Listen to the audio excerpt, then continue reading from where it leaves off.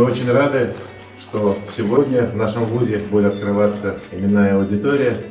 И мне очень приятно, что эти мероприятия попали в официальное празднование столетия нашего великого поэта, нашего большого человека, действительно большого друга всех, кого он знал и кого не знал.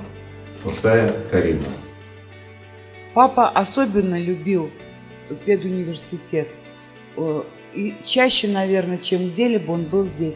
Потому что отец с молоду, он был влюблен в профессию учителя, он хотел быть учителем.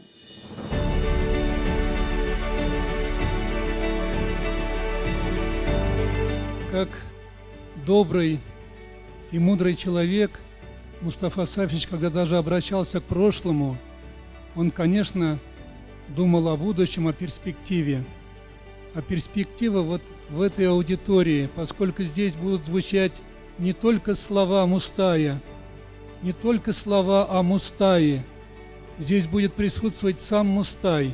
Он будет продвигать свою великую мысль о том, что человек должен быть добрым и что человек должен жить всегда на солнечной стороне планеты.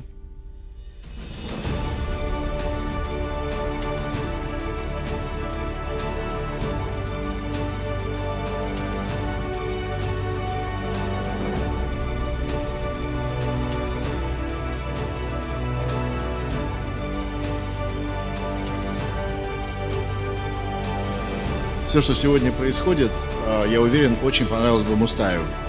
Очень отрадно и промыслительно, что мы сегодня находимся в этих стенах в присутствии 3 ректоров. И эти удивительные стены сохраняют преемственность.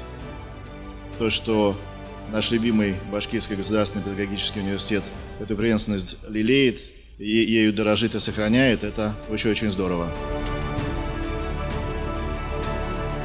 То, что сегодня через голоса, через глаза молодого поколения нам возвращается Мустай, и мы сегодня видим его нетленные произведения в новом прочтении, это тоже не может не радовать.